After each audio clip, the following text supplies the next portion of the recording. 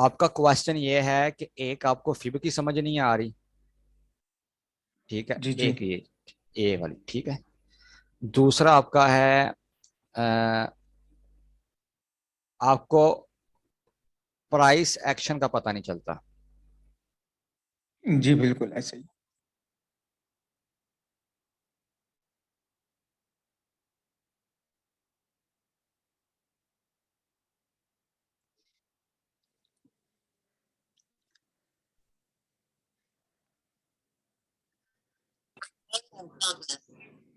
अस्सलाम वालेकुम।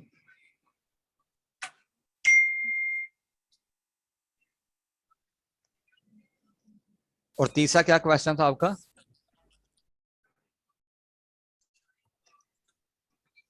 फिब भाई का? वो फिब, यही है ना।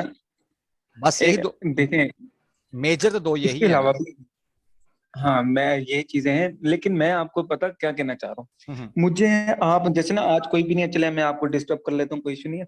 मुझे आप ये ना ये बताएं कि देखें सबसे पहले क्या करना पड़ता है कोई हम्म सी भी, जैसे फॉर एग्जांपल ट्रेंड को फाइंड करना पड़ता है। हम्म ट्रेंड फाइंड हो गया, उसके बाद देन क्या करना पड़ता है, या फिर इंडिकेटर को कब यूज करना पड़ता है। और जब इंडिकेटर जो है ना, थोड़ा सा ब्रीफली समझा दे कि इंडिकेटर को, फॉर एग्जांपल मैं यूट्यूब पे भी वीडियो देखता रहा, लेकिन मुझे उसकी ना लाइनें बहुत ज्यादा हो जाती हैं मेरे इंडिकेटर्स के अंदर। अब वो समझ ही नहीं आता, गिच पिच हो जाता है वो। इसी तरीके ना स्टेप बाय स्टेप समझा दें कि मैं किसी भी ग्राफ को या किसी भी चार्ट को समझूं, तो मैं वन बाय वन अप्लाई करता रहूं। जैसे फॉर एग्जांपल फर्स्ट जो है ट्रेंड लाइन अप्लाई कर ली, फिर उसके बाद प्राइस रेंज लगा दी, फिर हम्म। उसके बाद क्या करना है, ऐसे देन बता दें मुझे, तो मैं उसको ना इम्प्लीमेंट कर सकूं। ठीक है ठीक है, कॉइन बताओ कोई भी अगर माइंड में है। ऑडियो लगा लें। आडियो कर लो। आडियो का तो पहले भी जी। काफी दफा बना हुआ है, इसका चार्ट होगा मेरे पास। इसके अलावा है कोई माइंड में? जिल लगा दें। जिल।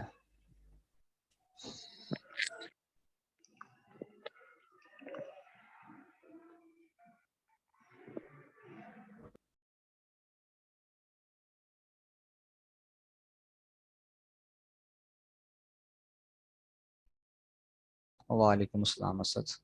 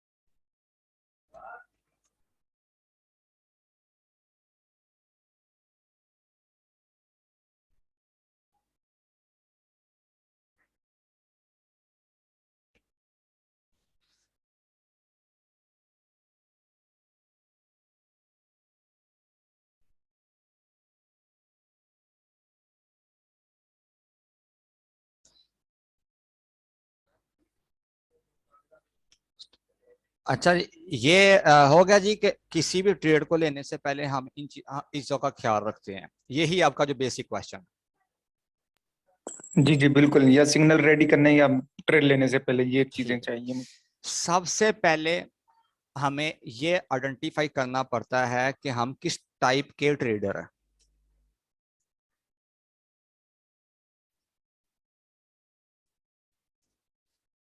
अच्छा, अब ट्रेडर के अंदर क्या चीजें हैं? आप स्कैल्पिंग करना चाहते हो, यानी कि आप स्कैल्पर हो, ठीक है। या आप शॉर्ट ट्रेडर हो, ठीक है जी।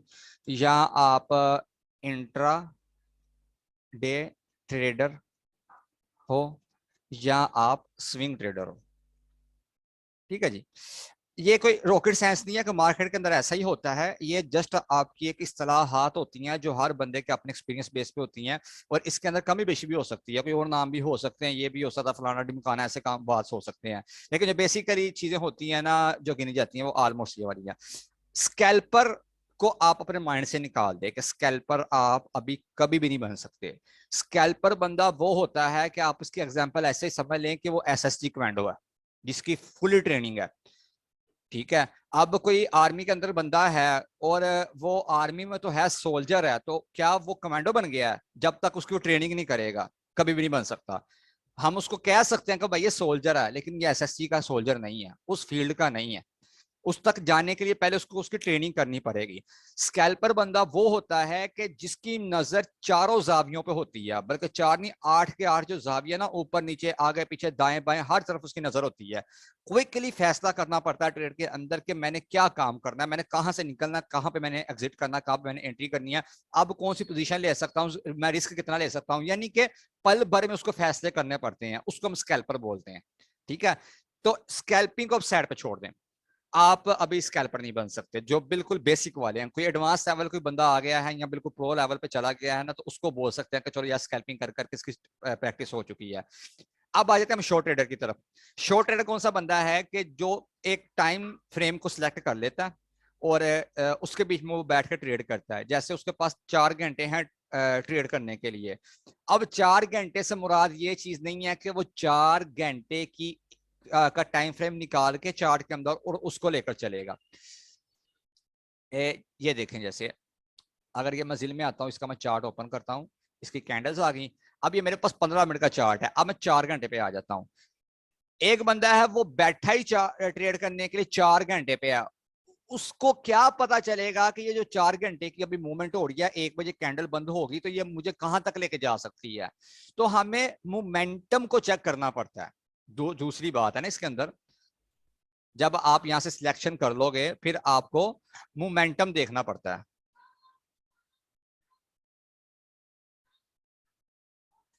ठीक है जी, जब आप सिलेक्शन कर लोगे आप कौन सा ट्रेडर हो, शॉर्ट ट्रेडर हो, इंट्राडे ट्रेडर, कि आप पूरे दिन की मजदूरी कर रहे हो, या नेक्स्ट डे में आप ट्रेड से बाहर निकल रहे हो, या 2 दिन बाद आप ट्रेड से बाहर निकल रहे हो, या आप 1 हफ्ते के बाद ट्रेड से बाहर निकल रहे हो, उसको हम इंट्राडे ट्रेडर बोल सकते हैं। और जो स्विंग ट्रेडिंग आपकी, वो आपके 2 हफ्ते, महीना, 2 महीने भी चल सकती है, स्विंग ट्रेड हो रही होती है, ठीक है। और ये भी आपके लिए फिलहाल पॉसिबल नहीं हो सकता, और स्कैल्पिंग वाला भी आपके लिए काम पॉसिबल नहीं हो सकता। या तो आप शॉर्ट ट्रेडर बन सकते हो या आप इंट्राडे का ट्रेडर बन सकते हो, ठीक है। स्विंग ट्रेड क्यों नहीं आप कर सकते कि आपके अंदर अभी इतनी कैपेसिटी नहीं है, आपके अंदर अभी इतना सब्र ही नहीं है। ये मैं 100% दावे के साथ कह सकता हूं कि आप अभी ट्रेड को लॉस में बर्दाश्त नहीं कर सकते। हालांकि लॉस उस सूरत में जाकर होता है जब आप अपनी चीज को सेल कर लेते हो। जब तक सेल नहीं करते हम उसको लॉस में शुमार नहीं करते। लेकिन लॉस को देखकर हर इंसान की फितरत एक जैसी नहीं होती, बर्दाश्त एक जैसा नहीं होता। तो स्विंग ट्रेड करने के लिए, स्विंग ट्रेडर बनने के लिए आपके अंदर कुव्वत बर्दाश्त ऐसी होनी चाहिए जैसे एक शादीशुदा बंदा अपनी बीवी को झेलता है, उसको बर्दाश्त करता है ना सारी जिंदगी के लिए। तो स्विंग ट्रेडर बंदे के लिए भी यही चीज होती है कि भाई उसको सारी जिंदगी के लिए अगर उसको बर्दाश्त करना है तो उसको ये अपने अंदर सिक्कत रखनी पड़ेगी कि मैंने भाई इसको लॉस में भी देखना है। कोई भी मजबूरी हो, खुशी हो, गमी हो, भाई मुझे बीवी के हकूक अदा करने हैं, मुझे हर चीज की अदा करनी है, वो जिम्मेदारी है मेरी। तो स्विंग ट्रेडर बंदे के लिए भी जिम्मेदारी है कि भाई आपको लॉस भी देखना पड़ेगा, आपको प्रॉफिट भी देखना पड़ेगा। तो अगर आपके अंदर ये सिक्कत आ जाती है तो फिर आप स्विंग ट्रेडर भी बन सकते हो। अब भाई मोमेंटम को हम जब देखते हैं, वो हमें कहां से जाकर पता चलेगा। आपने सिलेक्ट कर लिया जी, आपके पास इनमें से जो भी आप ट्रेडर हो, शॉर्ट ट्रेडर हो 4 घंटे की ट्रेड लेनी है, इंट्राडे ट्रेडर हो 1-2 दिन की ट्रेड लेनी है, तो फिर आपको टाइम फ्रेम को सिलेक्ट करना पड़ता है, जिसको हम कहते हैं मोमेंटम देखना। इसके आगे आपका आ जाएगा टीएफ, यानी कि time frame. Time frame choose करना या सिलेक्ट करना, कुछ भी आप कह सकते हैं इसको। अब आ जाता हूं मैं चार्ट पे। अब आप मुझे बताएं कि आप किस चीज को प्रेफर करते हैं, कौन सा ट्रेडर बनना चाहते हैं। मुबीन भाई, sir short trader. Short trader, ठीक है। ठीक है, अब जब आपने शॉर्ट ट्रेड की बात की है तो आपके पास कितना का टाइम हो सकता है कि जो आप ट्रेड पे बैठ सकते हो। Sir 3 to 4 hour. चले 4 घंटे हम लगा लेते हैं। अब 4 घंटे का मतलब यह है कि कम से कम हमें उसका कोई 7वां 8वां हिस्सा करना पड़ेगा, जिसका मतलब यह है कि भाई हमारे लिए जो सूटेबल है ना, 1 घंटा रहेगा, या 30 मिनट रहेंगे या हमारे लिए 15 मिनट रहेंगे मोमेंटम को चेक करने के लिए या उसको देखने के लिए कि ट्रेंड किस तरफ जा रहा है। अगर मैं 30 मिनट को लेकर चलता हूं 4 घंटे के हिसाब 4 घंटे के कैंडल के हिसाब से, तो कितनी कैंडल मुझे जरूरत होगी? ये मेरी बनेगी 8 कैंडल। ऐसे ही है, 1 घंटे की 2 कैंडल, 4 घंटे की 8 कैंडल।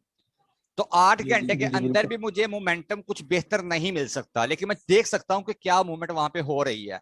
जैसे अभी मैंने 30 मिनट को सिलेक्ट किया और मैं आ जाता हूं, इसको बाय डिफॉल्ट कर देता हूं और यहां से आकर मैं चेक करता हूं कि भाई ट्रेंड किस तरफ जा रहा है, क्या चीज की फॉलोइंग हो रही है, किस तरफ ये मोमेंटम हो रहा है। अब अगर यहां पे मैं आता हूं 30 मिनट के अंदर, ये अपने जेहन में रखिएगा कि अगर आप 30 मिनट के फ्रेम को लेकर चल रहे हो ना, वो तकरीबन 15 मिनट पे भी काम कर देगा, यानी कि आपको अंदर से वो बता देगा मजीद के कहां पे आपको सपोर्ट मिल रही है, रेजिस्टेंस मिल रही है, और तकरीबन ये 1 घंटे पे भी काम कर देगा। लेकिन यही चीज अगर आप 3 मिनट में या 1 मिनट में या 5 मिनट में लेकर जाओगे ना, यहाँ आप 2 घंटे 4 घंटे में लेकर जाओगे, तो वहां पे आपको ये चीज इतना मजा नहीं देगी, वो आपके लिए कोई एक्यूरेसी अच्छी नहीं निकालेगी। ठीक है जी, ये अपने जेहन में रखिएगा। अब यहां पे आप देखें कि सबसे पहले जब आपने 30 मिनट को सिलेक्ट किया है और आपने ये सिलेक्शन कर लिया कि भाई मैं शॉर्ट ट्रेड करूंगा, तो आपको सेशन ब्रेक करना पड़ेगा। सबसे पहले सेशन ब्रेक कैसे होगा आपका, यहाँ पे मैं लिख देता हूं। जब आपने टाइम फ्रेम को सिलेक्ट कर लिया, तीसरी चीज आपकी आएगी, आपने सेशन ब्रेक करना है।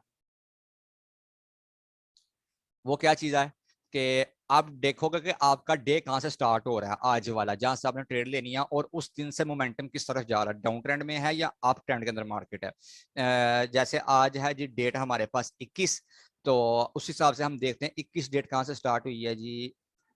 ये लेनी इस तरह से आल्ट और वी वर्टिकल आप की लाइन आ गई यहाँ पे। ठीक है जी, जब आपकी वर्टिकल लाइन यहाँ पे आ गई है ना, तो इट्स मीन के आज के दिन पे जो आपका ट्रेंड चल रहा है ना, आज के दिन पे वो किस तरफ जा रहा है, डाउन ट्रेंड में है ना, ऊपर से मार्केट नीचे की तरफ आ रही है। और आज की जो डेट खत्म होगी 21 वाली, यानी कि 22 जब स्टार्ट होगी, वहां पे जाके तो मैं सेशन को ब्रेक कर दूंगा। ये मेरे पास एक दिन की मूवमेंट आ गई। ये आपके पास एक दिन का वो आ गया है, चार्ट आ गया बन के कि भाई ये वाला इसका लेफ्ट और राइट साइड पे ये इसका दिन है पूरे एक दिन का, यानी कि 24 घंटे का। और 24 घंटे के अंदर मेरे पास 30 मिनट के हिसाब से कितनी कैंडल्स आएंगी, 12 को आप दोगुना कर दो, 24 कैंडल्स आएंगी 30-30 मिनट की। और जब 15 मिनट पे आऊंगा, उसी को आप फिर से बढ़ा दो, 24 को आप 48 कर लो, यानी कि आपकी 48 कैंडल्स आपकी आ जाएंगी। अब यहाँ पे आपकी मूवमेंट कैसी चल रही है वो देखो। हम पीछे जाएंगे थोड़ा सा, ये तो आपका सेशन ब्रेक हो गया आज का।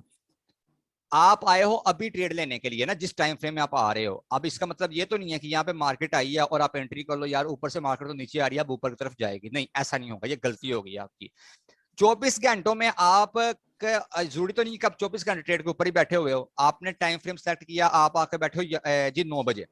अब 9 से लेकर 1 बजे तक आप बैठना चाहते हो, 4 घंटे आपके पास हो गए। अब उस 4 घंटे का आप सेशन ब्रेक कर लेते हो कि भाई मैंने यहां तक बैठना है, अभी टाइम हो रहा है 11 बजे का, तो 1 बजे मूवमेंट कहां तक जा सकती है इस कॉइन की, उसका आपने एनालिसिस करना है। क्योंकि नेक्स्ट मूवमेंट आपने लेनी है ना, कि नेक्स्ट मूवमेंट क्या हो सकती है। अगर अभी मैं ट्रेड लेता हूं तो मैं प्रॉफिट में जाऊंगा या मैं लॉस में जाऊंगा, मेरी पोजीशन शॉर्ट की बनेगी या लॉन्ग की बनेगी, मेरी एंट्री बनती है सपोर्ट के लिए या मुझे वेट करना पड़ेगा, क्योंकि सपोर्ट के लिए तो हमें डिप की जरूरत होती है कि हमें डिप से बाय करना पड़ता है। तो इस चीज को देखने के लिए हम पीछे जाएंगे, एक आधा दिन पीछे चले जाएंगे। इसको हम आगे कर देते हैं। ठीक है जी, आगे करने के बाद हम देखते हैं प्रीवियस जो डेट है वो कहां से आई है। 20 डेट कहां, 21 से पहले 20 है, और 20 को मैं देखता हूं कहां से स्टार्ट हुई है।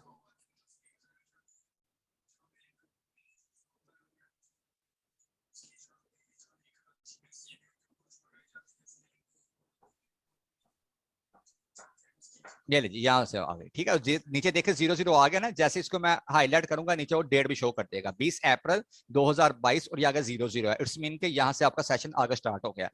अब ये मेरे पास 2 दिन की कैंडल आ गई है, यानी कि 2 दिन का मेरे पास फ्रेम आ गया।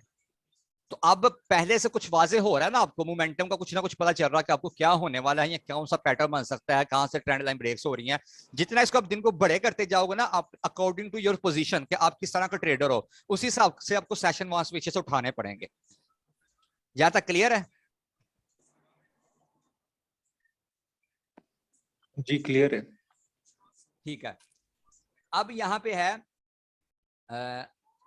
चौथी चीज, सेशन भी आपने ब्रेक कर लिया। अब यहां पे आपको ट्रेंड देख रहे हैं, ट्रेंड कौन सा है, चौथी चीज ट्रेंड फाइंड आउट करना। ठीक है जी, ट्रेंड को फाइंड आउट करना है। अब ट्रेंड मुझे कैसे फाइंड आउट होगा, कल मैंने चीजें आपको समझाई थी ना कि डायनामिक जो आपकी सपोर्ट रेजिस्टेंस है, हॉरिजॉन्टल लाइन जो है आपकी, और उसके बाद ट्रेंड लाइंस आपकी होगी, तो ये आपको किस हवाले से सपोर्ट करती हैं? ये आपको ट्रेंड को आइडेंटिफाई करने के लिए सपोर्ट करती हैं कि ट्रेंड कौन सा जा रहा है, हायर हाई जा रहा है, हायर लो जा रहा है, लो लो बन रहा है, किस तरह का मूवमेंट हो रहा है। क्योंकि ट्रेंड आपको पता है हमेशा तीन ही तरह का होता है, या अप ट्रेंड होता है, या डाउन ट्रेंड होता है, या साइडवेज ट्रेंड होता है। इतना सर तो पता है आपकी ना वॉइस आपको? बहुत ब्रेकआउट कर रही है। अभी ठीक है? जी अब ठीक हुई है। ठीक है। मैं ये कह रहा था ट्रेंड का तो आपको पता है ना कि ट्रेंड हमेशा दो तीन ही तरह का होता है, या तो अप ट्रेंड होता है, या डाउन ट्रेंड होता है, या साइडवेज ट्रेंड होता है। जी साइडवेज में। ठीक है, ये तीन ही जी ट्रेंड जी होते ये हैं आपके। फिल्म है। अब अगर मैं इस सेशन से इसको मैं उठाता हूं, और इतना तो आपको पता है ना कि जब हम ट्रेंड लाइन लगाते हैं अप ट्रेंड के लिए, तो हम नीचे जो उसके हायर लो बनते हैं, यानी कि पीछे हाई होता है और उससे आगे वाला उससे हाई होता है, लेकिन हायर लो होता है पीछे की बनिस्बत, तो हायर लो बनता हुआ ऊपर जाता है, तो उसके नीचे वाले हमें टॉप को जोड़ना पड़ता है जो उसके करीब करीब होते हैं। इसी तरह जब हम बॉटम के ऊपर लगाते हैं, यानी कि ऊपर की तरफ जब हम लाइन लगाते हैं, तो ऊपर वाली जो उसके विक्स होती है ना, विक, हमें वो जोड़नी पड़ती हैं, जो करीब करीब होती हैं उसको हमें जोड़ना पड़ता है। यहां तक ठीक है? बात की समझ आ रही है ना? तो अगर इस जगह से मैं ट्रेंड लाइन को उठाऊं, इस जगह से, और ऐसे मैं इसको कर दूं, तो क्या ये मेरी ट्रेंड लाइन बिल्कुल ठीक लगी हुई है, वैलिड लगी है ना? ये आगे जो मूवमेंट हो रही है इसको अब छोड़ दें, अभी इसको छोड़ दें, ये वाइड से नीचे आ चुकी है ना कैंडल्स, इसके ऊपर आगे मैं जाता हूं, लेकिन पीछे को देखें, पीछे क्या मूवमेंट हो रही है। जी अब थी, अब ट्रेंड था। हाँ जी, ये यानी कि ट्रेंड लाइन है ना, इसको सपोर्ट कर रही है कि ये देखें यहाँ पे आपका जैसे कल मैंने आपको समझाया था, ये आपको करके एक इसकी ये सपोर्ट लगी यहाँ पे, ठीक है जी, फिर इसने यहाँ पे सपोर्ट किया, और उसके बाद इसने थर्ड यहाँ पे सपोर्ट की। अब यहाँ पे अमूमन ये होता है, अमूमन, लाजमी नहीं कि ऐसा ही हो, ऑलमोस्ट ऐसा हो जाता है कि ट्रेंड लाइन को या हॉरिजॉन्टल लाइन को, सपोर्ट या रेजिस्टेंस को, जब कैंडल्स कोई 3 दफा या इससे ज्यादा बार टच करती है ना, तो उसको ब्रेकआउट करने के चांस होते हैं, यानी कि वो वाली लाइंस इनवैलिड हो जाती हैं, वो कमजोर हो जाती हैं, ये पॉसिबिलिटी होती है, क्योंकि उस मूवमेंट सर को कितनी दफा टच करें तो? कोई तकरीबन 3-4 दफा अगर उसको टच करती है ना, हम्म। वहां से मोमेंटम चेंज होने के चांसेस होते हैं। ठीक फिलहाल है। फिलहाल यहाँ पे ट्रेंड लाइन को समझे कि जो आपके लिए सपोर्ट बनी थी प्रीवियस डे से, जो आपके पास सपोर्ट आ रही थी, क्योंकि आपको पता है ना, मैंने आपको इस चीज के बारे में बताया हुआ है कि जब भी मार्केट के अंदर पैसा आता है, तो लाजमी तो नहीं ना कि वो बिल्कुल एकदम ही वो रॉकेट की तरह ऊपर निकल जाए मार्केट, किसी ना किसी जगह पे जाके तो मार्केट ठहरेगी ना। पेट्रोल है, अगर वो डालोगे आप टैंकी के अंदर, उसकी कैपेसिटी है जी 17 लीटर की, या 18 लीटर की, 20 लीटर की, तो क्या वो 30 लीटर तक चल सकता है? कहीं पे तो जाके वो खत्म होगा ना। तो उस टैंकी को फिर से आप फुल करवाओगे, या तो उसको फुल करवाने के लिए आप दोबारा से वापस आओगे उसी जगह के ऊपर ही, या तो फिर आप क्या करोगे, करीबी जो आपके पास पेट्रोल पंप होगा वहां से फ्यूल डलवा लोगे, आप ऑयल डलवा लोगे, तेल डलवा लोगे, ठीक है। तो अक्ल इस चीज को तस्लीम करती है कि भाई मार्केट की जब भी मूवमेंट होती है ना, हमेशा वो अपना एक जोन क्रिएट करती है, क्योंकि जब किसी चीज की अहमियत होती है, किसी चीज की वैल्यू बढ़ती है, तो हर मुकाम ऐसा आपको मिल जाता है, कोई ना कोई किसी जगह पे, जहां पे उसकी वैल्यू को बढ़ाने वाले लोग बैठे होते हैं। आप मार्केट में जाते हो कुछ चीज लेने के लिए, तो वहां पे कोई ना कोई तो बंदा ऐसा बैठा होगा ना कि जो 50,000 के ऊपर भी रजामंद होगा लेने के लिए, कोई ऐसे भी होंगे जो 50,500 पे भी रजामंद होंगे लेने के लिए, कुछ ऐसे होंगे जो 50,600 पे भी रजामंद होंगे लेने के लिए। तो मार्केट की मूवमेंट किसकी तरफ ज्यादा जाएगी? तो जो ज्यादा लेने वाले होंगे जिस पॉइंट के ऊपर, वहां से जोन क्रिएट करेगी वो। और एक मुकाम ऐसा भी आएगा जब 50,500 वाले या 600 वाले बोलेंगे कि नहीं यार, अब हमें जरूरत है पैसों की, या हम यहाँ पे नहीं एग्री रहना चाहते, हम प्राइस को भाई यहाँ पे सेल करना चाहते हैं, तो जो नीचे वाले लोग वो ताक में बैठे होंगे। शिकारी होता है ना, जो शिकार करने वाला बंदा होता है, वो ताक में बैठा होता है। अकाब जो होता है ना, वो अपने शिकार की ताक में बैठा होता है कि कब शिकार के ऊपर मैं झिपटूं और उसको मैं उठा लूं। इसी तरह से मार्केट के अंदर लोग बैठे होते हैं जो इस तरीके से चलते हैं कि भाई कहाँ पे मुझे कोई कस्टमर ऐसा मिले जो मेरी रेंज के मुताबिक आए, मैं उस चीज को खरीद लूं। यहां तक तो आप एग्री करते हैं इन बातों के साथ? अगर आप मार्केट में जाते हो कोई मोबाइल सेल करने के लिए, कोई चीज लेने के लिए, देने के लिए, तो वहां पे जो लोग बैठे होते हैं जिसको हम डीलर बोलते हैं, तो वो ताक में बैठा होता है ना, वो आपको अपनी मर्जी के, आपकी मर्जी के साथ ना रेट देता। उसकी कोशिश यही होती है ना कि यार उसको कम से कम पैसों में चीज मिल जाए ताकि नेक्स्ट वो किसी बंदे को वो अपना मार्जिन रख के सेल आउट कर सके। ये पूरी दुनिया का कसूल है, तजारत का कसूल है। हर बंदा यही चाहता है कि मुझे प्रॉफिट हो। तो यहां पे भी यही चीज हो रही है। ट्रेंड ऊपर की तरफ जा रहा है, जहां तक वो लोग रजामंद हैं उसको लेके वो जा रहा है। एक नीचे की तरफ लाइन लग गई है, ठीक है, हाई लो बना रहा है। अब ऊपर की तरफ मूवमेंट देखें आप, अगर थोड़ा सा मैं पीछे और कर लेता हूं, अगर इस जगह से भी इसको मैं उठा देता हूं ना लाइन को, ट्रेंड लाइन को, ये इसका टॉप है, तो यहां से भी ये वैलिड है। ये देखें, ऊपर नीचे उसका कुछ ना कुछ जाना, वो रीटेस्टिंग होती है। जब तोड़ के ऊपर जाता है फिर उसको रीटेस्ट करने के लिए नीचे की तरफ उसको आता है लाइन को, तो ये मार्केट का एक सर्कल चलता है। तो ऊपर नीचे जाना ये पॉसिबिलिटी होती है। अब यहां पे आप देखो, आ, ये लाइन अगर थोड़ी सी और मैं पीछे करता हूं, अगर आपको मुश्किल आती है ना लाइन को लगाने के लिए, आप सिर्फ उसके दो टॉप जो होते हैं ना उनको आप जोड़ लिया करो, ठीक है, और उसके ऊपर डबल क्लिक करके सेटिंग में जाओ आप, ठीक है, और उसको एक्सटेंड कर दो आप लाइन को। अगर आपने लेफ्ट साइड की तरफ करनी है लाइन को तो वहां पे कर दो, जैसे अभी आपका अप ट्रेंड चल रहा है ना, तो मैं इसको अगर एक्सटेंड करता हूँ लेफ्ट की तरफ तो ये पीछे जो है ना लाइन वहां पर टच हो जाएगी। तो अगर इसको थोड़ा सा मैं और नीचे करता हूं तो पीछे किसी ना किसी जगह से ये सपोर्ट ले रहा होगा। ये देखें आप, ये इसकी सपोर्ट थी जो यहां से ट्रेंड इसका कंटिन्यू था, और नीचे वाली जो लाइन है उसको भी अगर मैं एक्सटेंड करता हूं लेफ्ट की तरफ तो वो एक जोन में घूम रहा है। अगर इसको थोड़ा सा मैं बड़ा कर लेता हूं, 2 घंटे के टाइम फ्रेम में लेकर आ जाता हूं, तो ये मुझे देखें एक मोमेंटम बता रहा है कि भाई ट्रेंड यहां से ऊपर की तरफ जा रहा है। देखें ना, बिल्कुल लाइंस आपकी साथ साथ आ रही हैं, कुछ ना कुछ बड़ी बड़ी विक्स लग रही हैं उसके साथ। जब घंटे में आता हूं वहां पे और आपको मजीद अच्छे से बता देगा कि भाई ये देखो ऊपर की तरफ ट्रेंड जा रहा है। जब 30 मिनट में आता हूं और अच्छे से बता देगा। जब 15 मिनट में आऊंगा तो वो और अच्छे से बता देगा कि मुझे भाई ये देखो ज्यादा कैंडल्स बन रही हैं आपकी। तो एक जोन में घूम रहा है। इस तरह से भी आप उसको एक्सटेंड कर सकते हो, या आप उसको एक्सटेंड किए बगैर उसको मैन्युअली भी रख सकते हो, जहां जहां तक आपने स्टैंड को लेना है। ये होगी जी हमारा ट्रेंड का आइडेंटिफिकेशन। मैं दोबारा 30 मिनट पे आ जाता हूं और इसको मैं बाय डिफॉल्ट कर लेता हूं। ये ले जी, अब यहां पे आप देखें पैटर्न मेरी तरफ किस चीज का आ रहा है, बताएं जरा कौन सी आइडेंटिफिकेशन हो रही है आपकी?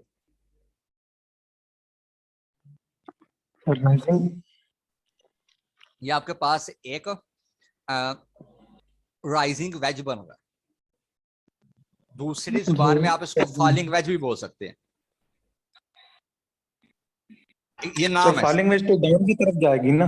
नहीं नहीं, नाम इसके यही है, इसका नाम राइजिंग वेज है क्योंकि ये ऊपर की तरफ जा रहा है। हकीकत में ये उसका उल्टा काम करता है, यानी कि ये फॉल की तरह काम करता है। ऊपर मोमेंटम हो रहा है ना चीज की, तो वहां से ब्रेकआउट करके नीचे की तरफ आएगा। अगर यहाँ पे आकर मैं लिखता हूँ ना फॉलिंग वेज, सर तीसरा नाम इसका अप ट्रेंड है। अप ट्रेंड भी बोल सकते हैं आप इस चीज को। ठीक। अब ये देखें, ये फॉलिंग वेज मैंने लिखा ना ऊपर, तो फॉलिंग वेज कहाँ पे जा रहा है? वो नीचे की तरफ जा रहा है, फ्लैग बन रहा है आपका, यानी कि वो आपका नीचे से क्या कर रहा है कि हायर लो बना के ऊपर की तरफ से आ रहा है, और नीचे आपका लोअर लोअर बन रहा है। ये चीज नजर नहीं आ रही है आपको? ये देखें ना, ये फॉलिंग वेज ना डाउन ट्रेंड की मतलब है। फॉलिंग वेज का मतलब डाउन ट्रेंड, ऐसे ही है, जी जी बिल्कुल। ठीक है। जी और वो क्या कर रहा है, ये इसका हाई है, फिर आगे ये इसका लो है, यानी कि लोअर हाई है। लोअर हाई बना हुआ ना यहाँ पे, जी जी ये भी इसका लोअर हाई है, ठीक है। अब यहाँ पे नीचे आप देखें, ये लोअर है ना, और आगे भी लोअर लो है, क्योंकि मार्केट नीचे की तरफ आ रही है। जब यही मार्केट ऐसे ऊपर की तरफ जा रही थी तो नीचे क्या था? हाई था, और आगे उसके एल था, यानी कि हायर लो था, और ऊपर क्या था? हाई था, और फिर हाई था, यानी कि हायर हाई था, ठीक है। तो ये है फॉलिंग वेज, वो है राइजिंग वेज। अब राइजिंग वेज को आप देखो, यहां पे मैं क्लिक करता हूं और यहां पे लिखता हूं मैं राइजिंग,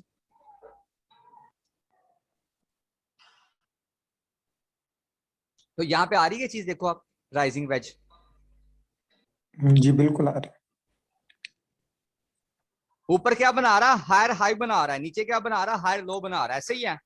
तो ये देखो उसके अलावा भी यहाँ पे तकरीबन इसकी 3-4 दफा ही वो हुई है ना, टचिंग हुई है, नीचे की तरफ भी देखो 3-4 दफा टचिंग हुई है, उसके बाद वो आगे से उसका कॉर्नर बनना शुरू हो गया ना, यानी कि करीब करीब आना शुरू हो गया।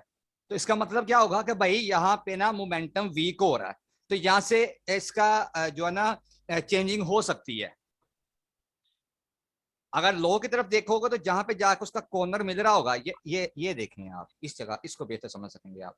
ये चार्ट है सेम, क्या यहाँ पे ऐसी चीज नहीं बन रही?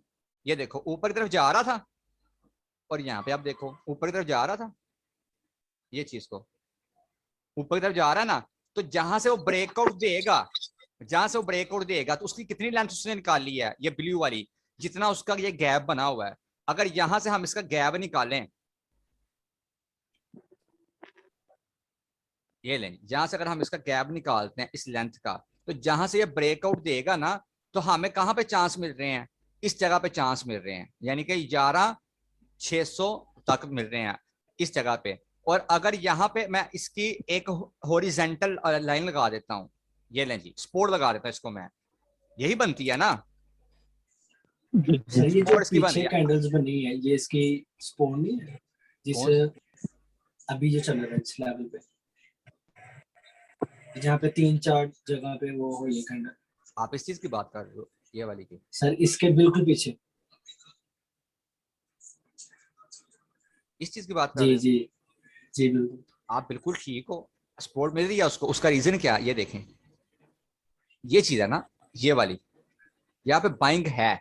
अगर आप यहाँ पे अपनी वो लगाओगे ना, इंडिकेटर को लगाओगे, मूविंग एवरेज अगर आप यूज करोगे, जैसे अभी यहाँ पे मैं यूज करता हूँ, तो यहाँ पे उसको स्पोर्ट होगी, ये देखें इस जगह पे स्पोर्ट थी इसको, ग्रीन वाली इस पे, और वो वाली पे भी, ऑरेंज वाली पे भी। तो यहाँ पे सेलर थे इस जगह पे, बाहर थे यहाँ पे, तो इसलिए इसको यहाँ पे सपोर्ट मिल रही है। अब यहाँ पे मोमेंटम चेंज हो गया, क्योंकि पैटर्न इसका चेंज हो गया ना, वो ही आपकी जो मूविंग एवरेजेस थी, अब ये डायनामिक जो आपकी सपोर्ट थी, अब ये डायनामिक रेजिस्टेंस की सूरत में आ गई है। तो उसको टच करते हुए, इस चीज को टच करते हुए आप ये देखें कि क्या मार्केट अब नीचे की तरफ मूवमेंट नहीं दे रही, मोमेंटम चेंज हो गया ना इसका। तो अब यहाँ पे क्या हो रहा है भाई, यहाँ पे आपके लिए पैटर्न रेडी हो रहा है। अगर हम पैटर्न की तरफ देखें, एक इसका यहाँ पे टॉप बनता है, बॉटम, फिर इसका यहाँ पे बॉटम बनता है।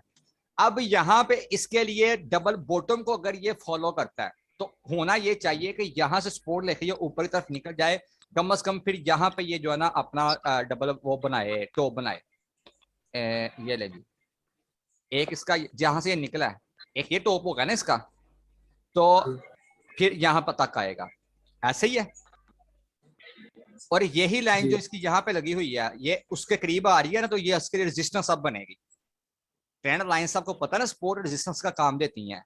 तो यहाँ पे एक पैटर्न रेडी हो गया, यहाँ तक ये आ गया, वहां से ये नीचे की तरफ चला गया, ये पैटर्न को फॉलो करते हुए राइजिंग वेज को। अब मोमेंटम चेंज हो गया, और नीचे की तरफ जब इसने मूवमेंट ली है, तो ये बॉटम और ये बॉटम, अब अगर तो ये वाला अपेयर होता है, तो इट्स मीन के ये जो ऊपर वाला है ना, ये सर्कल जो है ट्रेंड लाइन के पास, ये इसको फिर फॉलो करेगा, और इस वाली रेजिस्टेंस से ये वापस आ सकता है। तो इसके करीब फिर हमारा टारगेट बन सकता है कि हम बाहर निकल सकते हैं। वो क्यों, ये देखें, मैं इसको रेक्टेंगल के जरिए हाईलाइट कर लेता हूं। क्या ये लिक्विडिटी पॉइंट बन रहा है? तो यहाँ पे सेलर बैठे हुए हैं, रेड कैंडल्स यहाँ पे बनी हुई है ना, तो इसको रीटेस्ट करने के लिए ऊपर जा सकता है, यहाँ से फिर ये नीचे की तरफ आ सकता है। तो हमारी यहाँ पे गलती होती है कि हम यहाँ से बाहर नहीं निकलते। अब इसी चीज को, जो इनका आगे सवाल था कि हम कैसे पता कर सकते हैं कि यहाँ पे बाइंग हो रही है या सेलिंग हो रही है, मोमेंटम कैसे हमें मजीद पुख्तगी कर सकता है, तो मैं इसके साथ मिलाऊंगा इंडिकेटर्स को। जब मैंने इंडिकेटर्स की तरफ देखा, 30 मिनट का टाइम फ्रेम है, तो क्या इसके अंदर क्रॉसओवर आपको मिल रहा है? जी सर। नीचे वॉल्यूम देखिए, वॉल्यूम आ रहा है सर हाईलाइट करिएगा क्रॉसओवर को। ये लें, RSI आपके ऊपर की तरफ है, ये देखें RSI 41 पे है। उसके बाद RSI के अंदर जो मूविंग एवरेज है, उसको भी इसने क्रॉसओवर दिया। जो मैकडी की लाइन है नीली, उसने ऑरेंज वाली मैकडी की लाइन को, सिग्नल लाइन को क्रॉसओवर दिया। और सबसे बड़ी चीज, ये जो आपके सेलिंग प्रेशर था आपका, ये कम हुआ यहाँ पे, ये वाला। तो जब जब सेलिंग, मतलब लाइट लाइट से रेड जो है वो सेलिंग प्रेशर कम हाँ की जी, अलामत है। कम की लामत है। मैक डी का मतलब ये होता है कि मूविंग एवरेज कन्वर्जन डाइवर्जन, यानी कि वो ये चीज आपको बताता है ओवरऑल मार्केट की सिचुएशन को कि यहाँ पे बाइंग प्रेशर हो रहा है या सेलिंग प्रेशर हो रहा है। अब जैसे रेड कैंडल शुरू खत्म हुई तो आगे आस्ता आस्ता यहाँ पे आप देखें ग्रीन कैंडल शुरू हो गई, और इसी तरह से देखें ऊपर क्रॉस ओवर भी शुरू हुए सबके। और जैसे जैसे ये जाता गया, अब मैकडी की लाइन ने ऊपर से क्या किया, नीचे की तरफ क्रॉसओवर दे दिया। ये आरएसआई ने भी क्रॉसओवर दे दिया मूविंग एवरेज की लाइन को, और उसी तरह से यहाँ पे आप देखें यहाँ कब सेलिंग शुरू हो गई। ये लाइन नीचे आती गई आती गई आती गई, और जब जब जैसे जैसे करीब होती गई सेलिंग प्रेशर भी कम होता गया। अब यहाँ पे आकर फिर से वो क्रॉसओवर दे रहा है, और नीचे अगर आप देखो तो वो पैटर्न को भी वो फॉलो कर रहा है, इस वाले को डबल बॉटम को, ये पीछे का बॉटम बना हुआ उसका, और नीचे इसकी ये जो सपोर्ट है उसको भी फॉलो कर रहा है। और अगर हम इसको मजीद लेकर जाते हैं 15 मिनट के टाइम फ्रेम में, वहां पे हमें मजीद पता चल जाएगा कि क्या मूवमेंट हो रही है। वो देखो क्रॉस ओवर नजदीक और आ रहा ना उसके। तो फिर क्या होगा, अगर यहां से मैं एंट्री लेता हूं इस जगह से, तो मैं शॉर्ट की एंट्री लेता हूं इस पॉइंट से, तो ऑटोमेटिकली मुझे उस टूल ने क्या बताया है, उसके करीब का टारगेट दे दिया जो मैंने पॉइंट लगाया हुआ था यहाँ पे, ये वाला आपका उसके करीब का दे दिया। थोड़ा सा आप उसको चाहे एडजस्ट कर लो, अपना रिस्क रिवार्ड रेशियो को आप मैनेज कर लो, और उसके बाद अपना स्टॉप लॉस को भी आप मैनेज कर लो। ठीक है जी। और यहाँ पे आप अपने ट्रेड ले लो, ग्रीन वाली जोन में कहीं से भी आप बाहर निकल जाओ, और अगर मूवमेंट आपका मजीद चेंज हो जाता है, यानी कि बाइंग होना शुरू हो जाती है, ये ऊपर की तरफ चला जाता है, ऊपर रेजिस्टेंस को भी तोड़ देता है, तो अपने आप इस ट्रेड को ऊपर बढ़ाते जाओ, और स्टॉप लॉस को भी इस तरह से आप ऊपर देकर आते जाओ, ताकि प्रॉफिट के अंदर आप आ जाओ। तो क्लियर हो गया यहाँ पे किस तरह से सिग्नल बनाते हैं, वो हम चेक उसको कैसे करते हैं, पॉइंट कैसे बनता है हमारा, ठीक है, और कैसे हमने बाहर निकलना है, किस तरह से हम पैटर्न को फॉलो करते हैं। अब इस जगह के ऊपर भी आप देखें कि अब पीछे तो उसको सर फॉलो ये कर, टूल कहाँ से पिक किया है? ये वाला यहाँ पे मैंने कल बताया तो था जी। आपको, ये पैटर्न जो है ना आपके, ये वाले पैटर्न 1 2 3 4 5 छठे नंबर पे आपको ये मिलेगा आइकॉन के ऊपर। उसके ऊपर हाउ करोगे लॉन्ग शॉर्ट की पोजीशन भी मिल जाएगी, डेट प्राइस भी मिल जाएगी, आप उसको फेवरेट में ऐड कर लो। लॉन्ग ठीक हो पोजीशन गया, का ठीक हो। मतलब ये है कि आप ये लॉन्ग वाला आपको उसमें भी यूज होगा सपोर्ट के लिए ना, कि डीप से आप बाय करोगे अपना, और जितना ऊपर जाता जाएगा वो आपको प्रॉफिट देता जाएगा, सपोर्ट में आप उसको यूज कर सकते हो। बेसिकली दोनों टूल यूज होते हैं फ्यूचर के लिए। शॉर्ट करोगे तो ग्रीन नीचे आ जाएगा, जैसे यहाँ पे आप देखो, मैं इस जगह से अगर लेता हूँ शॉर्ट की पोजीशन, तो रेड ऊपर चला गया और ये मेरा ग्रीन वाला नीचे आ गया। ठीक है जी। तो ग्रीन वाला जो हमारा जोन होता है वो हमारा प्रॉफिट वाला एरिया कहलाता है, रेड वाला ये हमारा स्टॉप लॉस का एरिया कहलाता है। तो उतना मैं लॉस बर्दाश्त कर सकता हूँ। तो प्रीवियस कैंडल्स को देख लो, कहाँ पे हाई लो बना हुआ, कहाँ पे रेजिस्टेंस वगैरह बन रही होती है, वहां पे अपना इस तरह से रख के अपना स्टॉप लॉस को कर लो, सेट कर लो, और अपनी वो जाके एप्लीकेशन में या वेब ब्राउजर पे जाके अपनी एक्सचेंज पे आप वहाँ पे स्टॉप लॉस लगा लो और अपना टारगेट भी लगा लो। और उस ये लाजमी नहीं है कि आप बिल्कुल उसके करीब जाकर लगाओ, जैसे यहाँ पे मैंने आपको बोला बाय डिफॉल्ट है, तो आप उससे प्रीवियस कर लो, हो सकता है कि वो इस वाली जगह से रिजेक्शन ले ले, लाजमी है कि स्पिन बार से ले, यहाँ से भी तो ले सकता है ना रिजेक्शन, तो जहाँ से आप अपना प्रॉफिट बुक करो और निकल जाओ। क्लियर है यहाँ तक? सर ये जो आपने नीचे जी की सर। तरफ तीर लगाया हुआ था, इसके बारे में बता दो। मुझे मुझे यहाँ तक आप बता दें, यहाँ तक सेशन क्लियर है आपका? जी यहाँ तक। ठीक है, दोबारा से आप इसको क्लिक करके वापस आ जाओ, फिर जो हमारा मेन टॉपिक है ना हम उसके ऊपर क्लास लेते हैं।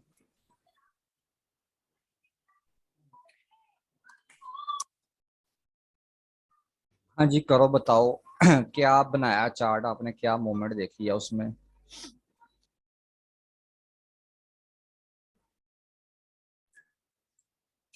सर यहाँ से मैंने देखा है हायर हाई, एक ये वाला, एक ये पॉइंट और एक ये। यहाँ से मैंने देखा है हायर लो, ठीक है।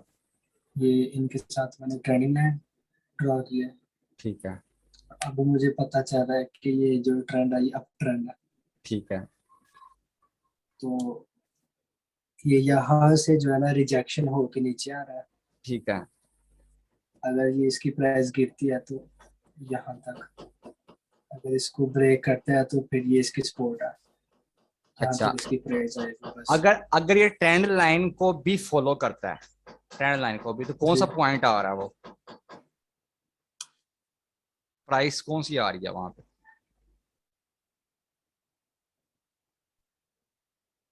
सर 2.8 के करीब वाल्व। मैंने ग्रुप के अंदर मैसेज जो किया हुआ इसकी प्राइस एक्शन का, वो क्या किया हुआ दो याद है? इशारिया 30 या मैंने 2.80। मैंने इसका 2.85 के लिए बोला हुआ है कि अगर ये वनडे की कैंडल क्लोज करता है तो पॉसिबिलिटी नजर आ रही है कि यहाँ तक टच कर सकता है। जी जी, अब यहाँ पे ऐसे एक ही। चीज है, और इसके अंदर अब इलेट वेव चल रही हैं, जो मैंने आज का मेन टॉपिक था आपको समझाने का। इलेट वेव क्या होती हैं? अब यहाँ से आप स्क्रीन अपनी ऑफ कर लो, जबरदस्त माशाल्लाह बना हुआ आपका चार्ट, मैं आपको मजीद आगे समझा देता हूँ। अब यहाँ से आप स्टॉप कर लो, मैं आपको बताता हूँ।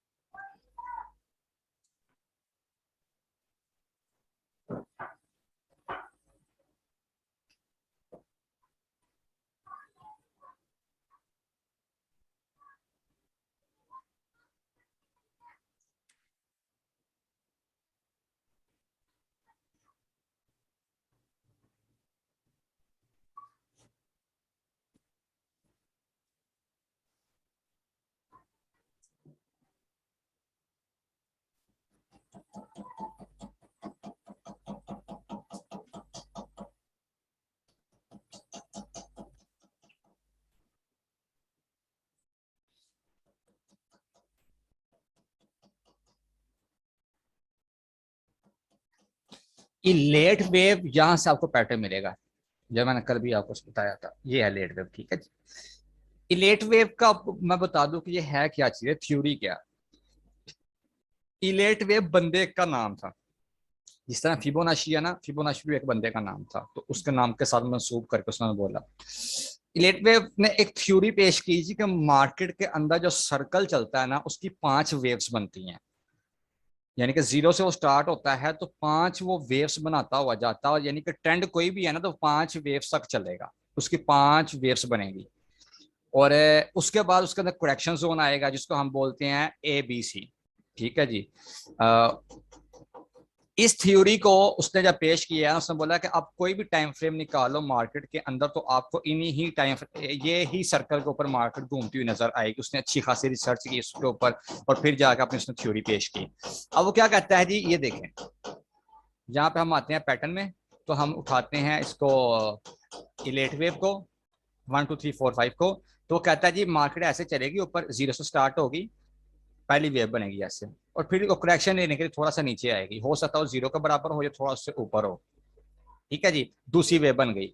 तीसरी जो वेव बनेगी ना, वो एक अच्छी खासी वेव ऊपर की तरफ जाएगी, यानी कि एक ट्रेंड जाएगा ऊपर की तरफ, जो इन दोनों का मतलब जीरो और 1 के बीच में जो गैप है ना, उसका तकरीबन डबल होगा। वो दो दो तिहाई होगा वो उस चीज का, यानी ठीक है, तो डबल हिस्सा होगा उसका। अब कहता है जी तीसरी वेव यहां पे बनेगी, फिर जब चौथी वेव आएगी ना, प्रीवियस जो ए है ना उसका तकरीबन वो हाफ के करीब होगी यहां तक, यानी कि फिर करेक्शन एक नीचे है। और जब 5वीं वेव बनेगी ना, तो वो जो दूसरी और जो तीसरी है ना उसका तकरीबन वो बराबर होगी या उससे डबल होगी, इस तरह से। यहां पे आके यहां पे आके वो 5 वेव्स खत्म हो जाएंगी, फिर यहां से एक जोन शुरू होगा जिसको हम कहते हैं करेक्शन जोन। वो किस तरह से होगा, उसके उसको हम शो ऑफ करते हैं अल्फाबेट के साथ। वो भी टूल यहाँ पे ही है, आप उसको उठा सकते हो, ये लिखा हुआ है ABC। ठीक है जी, मैं इसको यहाँ से लेता हूँ। फिर क्या होगा, 5वीं इस टॉप से जहां पे 5वीं वेव बनी है उस जगह से जीरो स्टार्ट होगा, ऐसे वो नीचे आएगा, उसकी पहली एक कैंडल बनेगी तीसरी के करीब करीब या उससे ऊपर थोड़ा नीचे बनेगी। ठीक है, अगर हम उसके करीब करीब भी लगाते हैं तो यहाँ पे ऐसे आएगी जी A। उसके बाद ऊपर जाएगी, उसी को टच करने के लिए उसके करीब करीब जाएगी जिसको हम बोलेंगे B। फिर वो नीचे की तरफ आएगी इस तरह से, ठीक है, जिसको हम बोलेंगे C, यानी कि एक करेक्शन जोन हो गया। अब यहाँ पे फिर पॉसिबिलिटी है कि यहां से यहाँ तो ट्रेंड फिर कंटिन्यू ऊपर की तरफ होगा या ट्रेंड नीचे की तरफ आ सकता है, लेकिन इस सर्कल के अंदर मार्केट घूमती है। यही सर्कल आपका डाउन ट्रेंड में भी आता है, ये उसका फिर ऑपोजिट हो जाता है। किस तरह से कि यहां से जीरो से स्टार्ट हुई मार्केट, एक आया, सॉरी इसको हम कट करके वेव को लेते हैं इस तरह से, जीरो से स्टार्ट हुआ, एक आया, फिर ऊपर गया 2 पे, फिर नीचे आया 3 पे, फिर ऊपर गया 4 पे, फिर नीचे आया 5 पे। ठीक है जी, ये इस तरह से हो गया आपका नीचे की तरफ।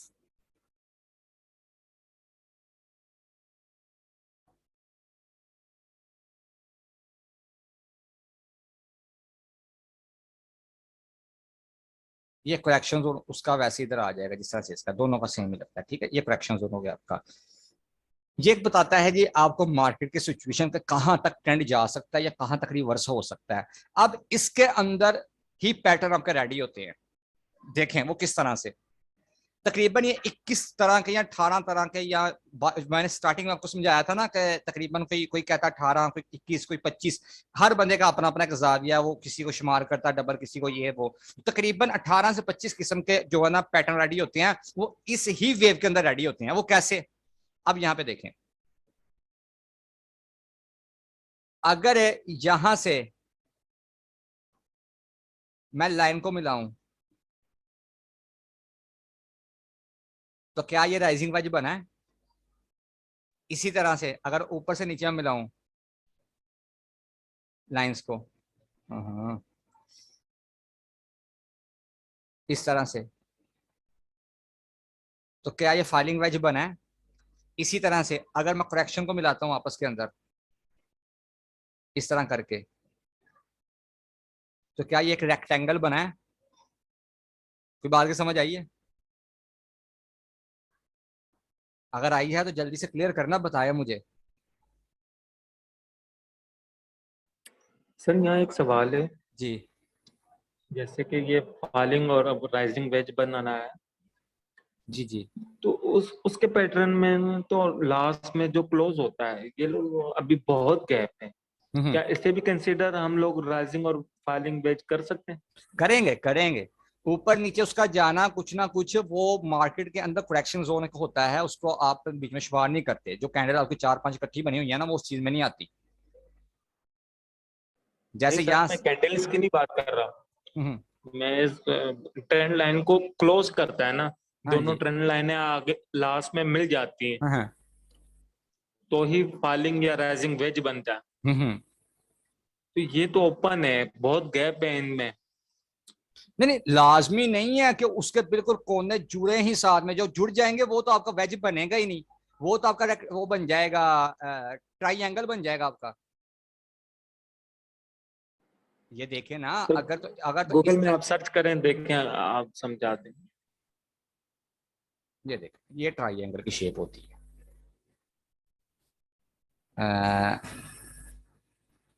सिमेट्री।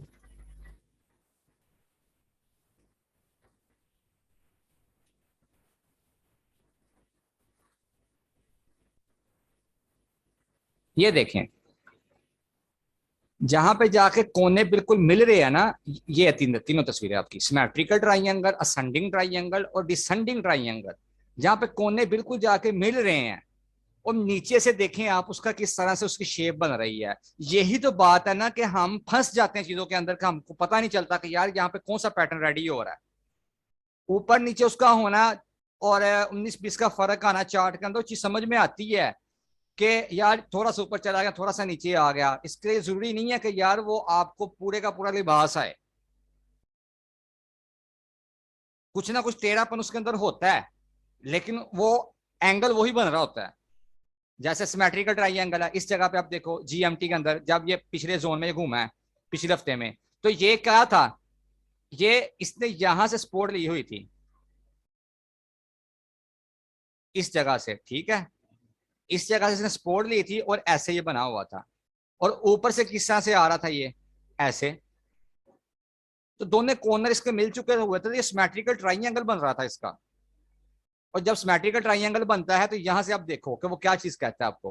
वो कहता है जी अगर तो नीचे की तरफ से आ रहा है, यानी कि असेंडिंग ट्राइंगल आपका बना हुआ है, असेंडिंग, ठीक है। यहाँ आपका सिमेट्रिकल ट्राइंगल बना हुआ और नीचे से आ रहा है, ये यही आ रहा है ना नीचे से। सिमेट्रिकल ट्राइंगल की शेप नजर आ रही है आपको, जीएमटी में देखो अब, क्या ये आपको शेप नजर आ रही है सिमेट्रिकल ट्राइंगल की?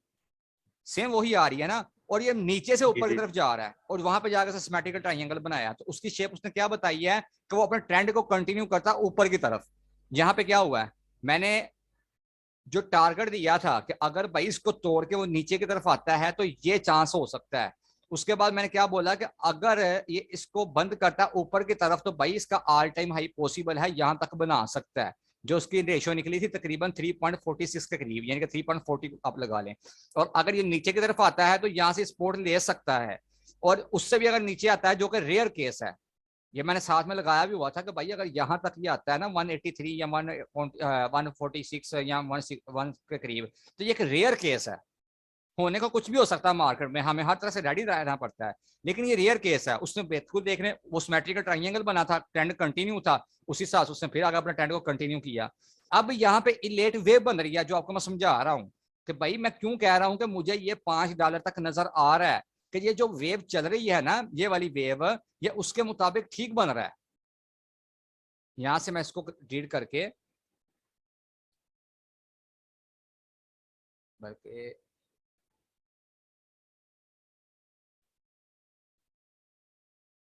इसका हम कोई और चार्ट लगा देते हैं जीएमटी का ना, फ्यूचर के अलावा ये लगा देते हैं जीएमटी।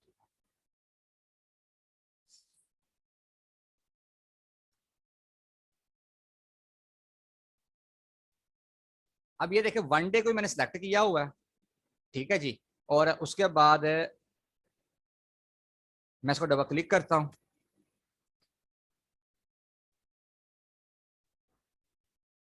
मार्च, और यहां से कब से स्टार्ट है, 15 मार्च,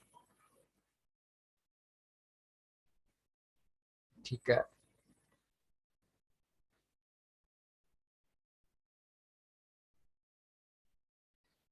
ये कुछ और शेप दे रहा है मेरे ख्याल से जीएमटी, सर दोनों की शेप अलग है ना, अलग है दोनों की। ये जी। वो नहीं है, ये कोई और है, ये वो चीज नजर नहीं आ रही। जीएमटी बी वस्तु कर देते हैं, हाँ ये कुछ बेहतर है।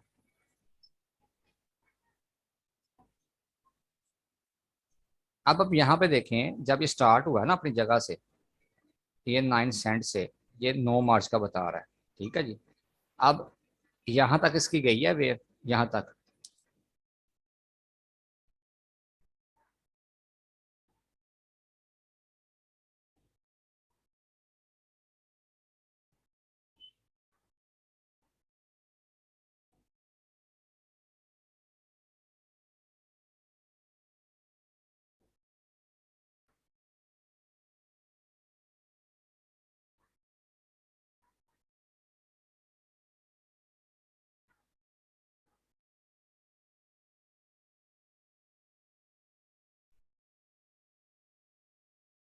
ये देखें इस जगह से स्टार्ट हुआ 0 से, और यहाँ पे जाके इसने पहली वेव लगाई, फिर ये इसके पास आया यहाँ पे करेक्शन देने के लिए, और उसके बाद ये ऊपर गया 2 पे, फिर ये 2 के बाद 3 पे गया, फिर इसने यहाँ से करेक्शन लिया, फिर इसने जंप किया यहाँ से।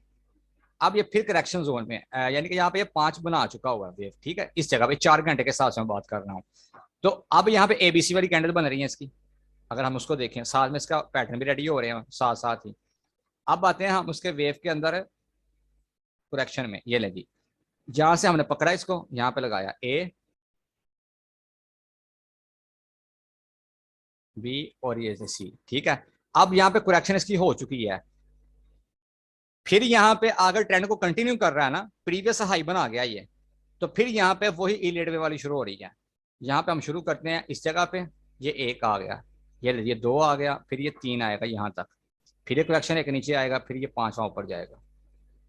तो मुझे ये चीज बताएंगे अब टारगेट इसका कहाँ पे निकल रहे हैं, $6, ये $5, उसके बाद तकरीबन ये करेक्शन जोन में है, ये इससे थोड़ा ऊपर बनेगी इस जगह पे करके, तो वो 6:30 के करीब करीब जा रहा है। तो अभी मैंने ग्रुप के अंदर वो मैसेज किया कि भाई मुझे इसका टारगेट जो नजर आ रहा है ना, वो तकरीबन को 4:30 4:35 के करीब नजर आ रहा है, अगर इसी को ये फॉलो करता है। तो अब ये अब ट्रेंड कैसे है, कल इसका मैंने आपको समझाया भी है। मुझे मैंने आपको ये बोला था कि जीएमटी में देखें कि क्या क्या चीज की पॉसिबिलिटी नजर आ रही है। ये वेव्स की बन रही है, यहाँ पे मुझे टारगेट नजर आ रहा है, और अगर सेम इसी जगह पे मैं जाता हूँ, ये ले जी फिबोनाची का भी आपको मैं साथ ही बता देता हूँ कि पहले इसको मैं करता हूँ डिलीट, ये वाली फिबोनाची को भी, और उसके बाद इसको भी, ठीक है जी। अब आपको थोड़ा सा चार्ट की समझ आ रही होगी। इसको भी मैं डिलीट कर देता हूँ, इसको भी कर देता हूँ, और मैं इसको भी कर देता हूँ, और इस जगह पर भी मैं कर देता हूँ, ठीक है जी। अब यहाँ पे क्या चीज थी ये वाली जो है ना, कि अब एक तरह से ये बन तो राइजिंग वेज ही रहा ना, ऊपर की तरफ ये जा रहा है, तो ये अगर ये इस पैटर्न को फॉलो करता वन डे के अंदर तो इसको तो फिर नीचे आना चाहिए ना, ऐसा है कि नहीं है यार, बता तो दो। जी ऐसे ही है। इसको नीचे आना चाहिए ना अपनी लेंथ के हिसाब से जितनी भी बिल्कुल। इसकी बनती है। तो मैंने उसके अंदर आपको क्या चीज, ये जो चीज मैंने निकाली थी यहाँ पे इसकी लेंथ को, ये चीज को, ठीक है, और ये यहाँ पे लगी थी इस जगह पे, ये लाइंस अभी नहीं है, ये उससे इसको मैं डिलीट करता हूँ जरा, ये इसको भी और इसको भी, ठीक है जी। अब यहां तक देखें सिर्फ आप,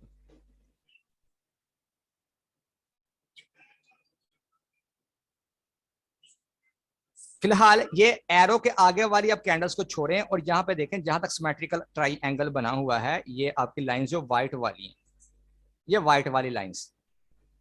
सिमेट्रिकल ट्राइएंगल की क्या थी तारीफ के, वो अगर नीचे से ऊपर की तरफ आ रहा है, ये आपका सिमेट्रिकल ट्राइएंगल ना, ट्रेंड ऊपर की तरफ जा रहा है ये मुसलसल, तो हम अगर ये उसको ब्रेकआउट करता है तो ये कहां पे जाएगा, ये ऊपर की तरफ जाएगा, ऐसे ही है। ये देखिए सिमेट्रिकल ट्राइएंगल की यही तारीफ है, यही बना हुआ है। अब यहां पे आप देखें, मैंने इसकी लेंथ को निकाला यहां से जितना इसका गैप बनता था, और मैंने ब्रेकआउट के ऊपर रख दिया जहां पे ये ब्रेकआउट देगा, ठीक है जी, इस जगह पे जहां से ब्रेकआउट देगा ये बाहर की तरफ आएगा। तो क्या ये उसी एरो के करीब, मैंने possible knew all time high लिखा ना, उसी एरो के करीब कि यार यहां तक ये आ सकता है, ठीक है। उसके बाद ऊपर वाला जो ऑल टाइम हाई है वो फिबो की रेशो से निकला, ये तो ये इस एंगल से निकल आया ना। अब फिबो की रेशो कैसे लगी, फिबो की रेशो हमेशा ऐसे ऐसे लगती होती है, जहां से आपकी इंपल्सिव वेव शुरू होती है। इंपल्सिव वेव होती है कि जहां पे कंटिन्यूसली आपका ट्रेंड चल रहा होता है, या तो वहां पे सेलिंग आ जाती है, बड़ी सी वेव बनी होती है, बड़ी सी कैंडल बनी होती है, सेलिंग की या बाइंग की बनी होती है। तो उस पॉइंट से आप यानी कि स्विंग लो से स्विंग हाई पे जाकर आप टच करते हो, तो इस जगह को मैं स्विंग लो बोल सकता हूं, अभी जहां पे मेरा माउस है ये स्विंग लो ही है ना, नीचे वाला ये पॉइंट है इसका। तो अगर यहाँ पे मैं सिंपल वाली फिबोनाची को उठाता हूँ, 0 पॉइंट से यहां से मैं स्टार्ट करता हूँ और 100 को वहां पे जाके हाई पे जाकर मैं टच कर देता हूं इस जगह पे, ठीक है। अरसलान भाई समझ आइए फिबोनाची की, जब आप इसको लगाओगे तो बाय डिफॉल्ट ये ऐसे नहीं होगा, आप इस पर डबल क्लिक करोगे, डबल क्लिक करने के बाद आप अपने उसके अंदर चेंजिंग वगैरह कर सकते हो, कलर्स की, इस चीज की, हर चीज की, ठीक है। उसके बाद जो आपको रेशो चाहिए होती है ना, वो रेशो आपको ये वाली चाहिए होती है। अरसलान भाई अगर आप यहाँ पे हो मुझे बता दो, ये आपके लिए मैं बोल रहा हूँ, जी जी सर, मैं देख रहा हूँ। ठीक है। ये देखो जब आप डबल क्लिक करोगे तो हमें जो रेशो चाहिए होती है वो 0 की चाहिए होती है, प्लस वाली, माइनस वाली नहीं, प्लस वाली। और 0 के बाद कौन सा पॉइंट आपका आएगा, 1 आएगा। 1 के बाद जी कौन सा, 0 के बाद आपका 0.5 आएगा, क्योंकि पीछे 0 बाद में 5 है। फिर कौन सा आएगा, 6 वाला आएगा, फिर 7 वाला, उसके बाद आपका आ जाएगा 1 का। ये भी है, 2 भी है, ये देखिए 2.3 भी है, 3.8 भी है, 0.38 भी है, लेकिन हमें ये नहीं चाहिए होते हैं, हमें तकरीबन ये वाले चाहिए होते हैं। अमूमन मार्केट इनके इर्द गिर्द घूम रही होती है, ये तकरीबन 7 आपके पॉइंट बनते हैं, 7-8 मेन आपके ये बनते हैं, ये वाले 0 से 1 तक 6 बनते हैं आपके पॉइंट। और इसमें से भी अगर आप चाहो तो आप इनको भी कम कर सकते हो, बल्कि ये भी आपका चला जाएगा, ये पॉइंट आपके, तो 5, 6, 7 और ये 1 वाला, ठीक है जी, इस तरह से होता है। और 1 के बाद कौन सा आपके पास आ रहा है, 1.27 आ रहा है, और 2 इसके बाद कौन सा ऊपर वाला आ रहा है, 1.61 आ रहा है, यानी कि वही रेशो फिर से चल रही है, लेकिन अब 1 के साथ आ रही है, फिर 2 के साथ आ रही है, यानी कि आगे कंटिन्यूस होता जाएगा ये। लेकिन रीटेस्टिंग भी इसके अंदर लाजमी है। मैंने ये 5 पॉइंट ओके कर दिए जो मैंने लगा दिए हैं। अब अगर मैं नीचे की तरफ आता हूं तो ये रिवर्स अगर आप करोगे ना, तो 0 नीचे, यहाँ पे रिवर्स के ऊपर आपका आ जाएगा क्या, कि वहां पे आपका 1 चला जाएगा, ऊपर आपका 0 चला जाएगा। कुछ लोग करते हैं कि वो 1 से स्टार्ट करते हैं 0 तक जाते हैं, कुछ इस तरह से फिबोनाची को लगाते हैं, वो अपने हिसाब से लगाते होंगे, ठीक है। और लेकिन जो इसका असल तरीका है ना वो यही है कि 0 से मार्केट स्टार्ट होती है और 1 पे जाकर चले जाती है। अगर नीचे की तरफ आ रही है 0 से स्टार्ट होगी 100 तक जाएगी, वहां से देखे कितना बाउंस बैक वापस की तरफ करेगी। और अगर वो ऊपर की तरफ गई है तो फिर देखेगा वो कहां तक बाउंस कर सकती है, ऊपर टच करके वापस आकर रिटेस्ट कर सकती है। तो हमने रिवर्स पे किया तो 0 से स्टार्ट होगा। बैकग्राउंड के ऊपर आप लगाना चाहे तो अपनी सेटिंग आप कर लेना, मैंने इसको खत्म किया हुआ है। प्राइस के अगर ऊपर आप क्लिक करोगे तो साथ में आपकी प्राइस आपको शो कर देगा कौन से आपके पॉइंट बनते हैं, कौन कौन सी प्राइस के देखो। और अगर मैं लेवल को देखता हूं तो लेवल जो है ना वो इस तरह से आ जाएंगे। लेवल का बता देगा कि आप वैल्यूज के अंदर लेना चाहते हो उनको किस तरह से, ये रेशो के लिए, या आप उसको परसेंटेज के हिसाब से लेना चाहते हो। तो मैंने परसेंटेज की सेटिंग की हुई है। लेबल उसने बोला है कहाँ पे आप रखना चाहते हो, लेफ्ट पे, सेंटर पे या राइट पे। उसके बाद उसको मिडिल पे रखना चाहते हो, टॉप पे या बॉटम पे, ये इसकी सेटिंग है। ठीक है। और यहाँ पे आकर आप इसको कर दो सेव, सेव एज करके यहाँ पे इसको सिंपल ऐसे ही कर दो, सेव कर दो अपने पास। ठीक है, ये आपके पास सेव होगी। ये हो गया आपका फिबोनाची का टूल लगाने का तरीका। अब यहाँ पे क्या हुआ है, जब इसने अपने 100 वाले जोन को टच किया है ना, तो अब ये कहां कहां पे रिवर्स कर सकता है, कहां कहां पे सपोर्ट ले सकता है। जो इसका मेन बनता है ना, वो गोल्डन रेशो जो बनती है वो 50 वाली बनती है। किसी भी फिबोनाची के अंदर जो गोल्डन रेशो बोली जाती है 50 और 60 के दरमियान में बोली जाती है, 61 और 50 वाले के दरमियान, ये गोल्डन पॉकेट होती है। यहाँ तो सेलर बैठे होते हैं, यहाँ पे बायर बैठे होते हैं। और जिसका कॉम्बिनेशन हम किसके साथ करते हैं, हम इलेट वेव की थ्योरी के साथ भी कर सकते हैं और हम अपने इंडिकेटर के साथ भी कर सकते हैं। अगर यहाँ पे अपने मैं इंडिकेटर्स को देखूं इस जगह पे,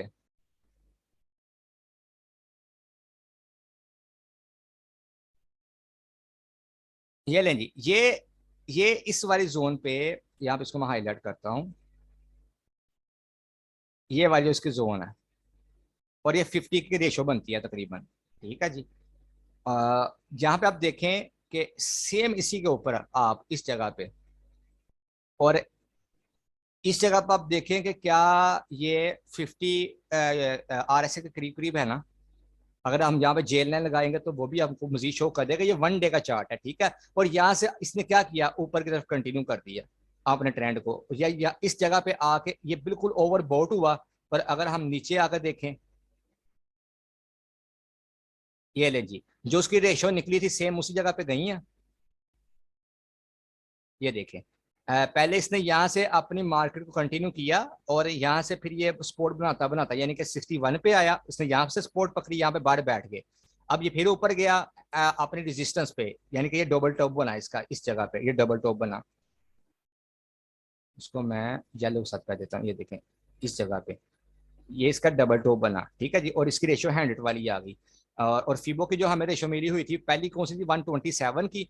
और जब ये 127 पे गया है तो सेम उसके करीब आप देखो जाके इसने ओवर बोटिंग दे दी। जब इसने ओवर बोटिंग दे दी है, हालांकि होना तो ये चाहिए था कि यार अगर मजीद इसको आपने कंटिन्यू करना है तो ऊपर वाला कौन सा पॉइंट बनता है, वो 4.48 का बनता है। लेकिन 161 पे ये नहीं जा सका। क्यों यार, मार्केट यहाँ पे ओवर बोट हो गई थी, वो रिटेस्ट करने के लिए नीचे आ रही है। अगर सेम ये इस जगह पे आती है, यानी कि इस वाले अपने मुकाम पे आती है, इस जगह पे RSI के करीब, ठीक है, और यहां से भी देखें आप सेलिंग प्रेशर हो रहा है और ये भी कंटिन्यू करके नीचे की तरफ आ रहा है। तो असल में इसका जो मेन पॉइंट जो नजर आता है ना, वो या तो ये वाला आता है 61 वाला, दोबारा से रिट्रेस होकर नीचे की तरफ आएगा, या ये बनता है कि भाई ये जो है ना, ये वाली जो इसकी स्पोर्ट है डायनामिक स्पोर्ट, यहाँ से ये बूम कर ले ऊपर की तरफ, क्योंकि RSI तब तक इस वाली जोन पे आ जाएगी, इस वाली पे। तो यहाँ पे फिर डबल बॉटम बनेगा इसका RSI में। जब डबल बॉटम बनेगा फिर आगे ये कंटिन्यू करेगा। जब कंटिन्यू करेगा तो फिर हमारा जो नेक्स्ट टारगेट होगा वो ये वाला आ जाएगा, 4.48 वाला। और जो मैंने आपको ऑलरेडी बताया कि 4.35 के करीब करीब मुझे ये नजर आ रहा है। तो हमेशा हमें जो पॉइंट निकलते हैं ना, ये नहीं है कि एक्यूरेट आप उसी जगह पे जाकर टच करता है, करने को कर भी जाते हैं, ऐसी बात नहीं है कि नहीं करते, लेकिन हमें तकरीबन उससे कुछ परसेंटेज नीचे रख के अपने आप को एग्जिट करना पड़ता है। ये समझ आ गई यहाँ पे आपको, इलेट वेव की साथ में ये फिबोनाची की साथ में इंडिकेटर का किस तरह हम कॉम्बिनेशन करते हैं, और आपको साथ में ये भी बता दें कि पैटर्न को हम किस तरह से फॉलो करते हैं। ये होगी आपकी चीज, ये आपकी एंट्री होगी। अगर यहाँ तक क्लियर है तो फिर मैं दूसरी फिबोनाची को लगा के आपको बताता हूँ, उसके बीच में हमें मजीद किस तरह से पता चलता है कि हम एग्जिट कहाँ पे करें और ऊपर वाले टारगेट कहाँ पे जा सकते हैं ट्रेंड को फॉलो करते हुए। ये तो हो गया ना स्विंग हाई से स्विंग लो से स्विंग हाई पे हम चले गए मार्केट का स्ट्रक्चर देखने के लिए कि कहां तक जा सकता है। अब ये कि ट्रेंड को देखते हुए कहां तक जा सकता है वो हम देखते हैं। यहां तक क्लियर है? जी सर क्लियर है। क्लियर है, ठीक है। अब यहाँ पे हम आता हूँ नीचे की तरफ।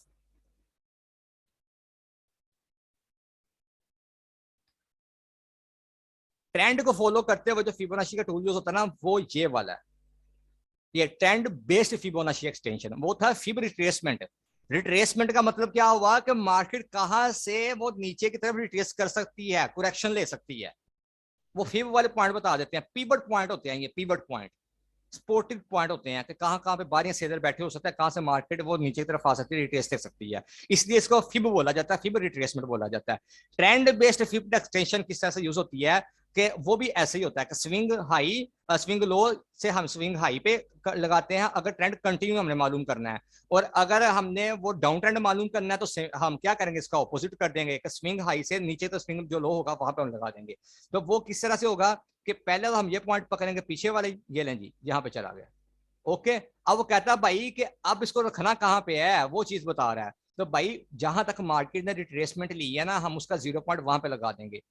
ट्रेंड ने तो यहां तक कंटिन्यू किया ना, यहां तक ट्रेंड आया, यहां से फिर रिट्रेस लेकर नीचे की तरफ गया है, तो कौन सा पॉइंट था, ये वाला था ना जहां पे 50 वाली रेशियो आ रही है। तो जहां पे इसको मैं टच कर देता हूँ, जब मैंने टच किया तो ऊपर वाले अब हमें एक्सपेक्टेड पॉइंट कौन से मिल रहे हैं। हम कह सकते हैं ना कि आने वाले दिनों में या महीनों में, महीनों तो वैसे बहुत दूर की बात है, महीने के अंदर अंदर हम कह सकते हैं कि ये तकरीबन पहले कहां पे जाएगा, ये निकलेगा जाके इस पॉइंट पे, ये देखें अपनी टॉप पे 1 पे। मैं बल्कि ना इसको भी परसेंटेज के ऊपर कर देता हूं ताकि आपको इसके अंदर कोई कंफ्यूजिंग ना हो। इसको हम डबल क्लिक करके और सेटिंग में, हाँ माइनस में चला गया, ये लो सेटिंग में जाके ये 0 उधर ही है,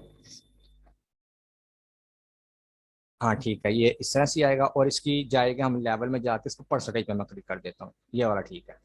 वो दोनों को समझ आ जाएगी। अब ठीक है ना, दोनों दोनों में आपको पता चल रहा होगा कि व्हाइट वाली कौन सी है, वो ट्रेंड को हम मालूम कर रहे हैं कि ट्रेंड कहां तक कंटिन्यू कर सकता है, और जो दूसरी है वो हम ये कर रहे हैं कि करेक्शन कहां से ले सकता है। तो वो देखो किस तरह से कर रहा है ट्रेंड को कंटिन्यू, कि भाई अगर तो ये करेक्शन हो जाती है, करेक्शन होने के बाद क्या हो सकता है, जहां तक इसके पॉइंट निकलते हैं जो हमें एक्यूरेसी दे रहे हैं कि भाई ये देखो इसका ये वाला पॉइंट बनता है अगर यहां से पुल बैक करता है ऊपर की तरफ, ठीक है। और अगर आपने इसी ट्रेंड को ये कंटिन्यू करता है तो हमारा पहला टारगेट कौन सा हो सकता है, 100 वाला, ये हो सकता है 4.40 के करीब निकला है, आप 4.30 पे निकल जाओ, 4.35 पे निकल जाओ, 4.20 पे निकल जाओ, या $4 पे निकल जाओ, आपकी अपनी मर्जी है, जहां से भी आप निकलना चाहो जो आपको पॉसिबल लगता है। साथ में वो देख लो ओवर बोटिंग ओवर सोल्डिंग वगैरह, तो जहां से निकलना चाहो आप निकल सकते हो। उसके बाद जो 127 की रेशियो है वो $5 की है।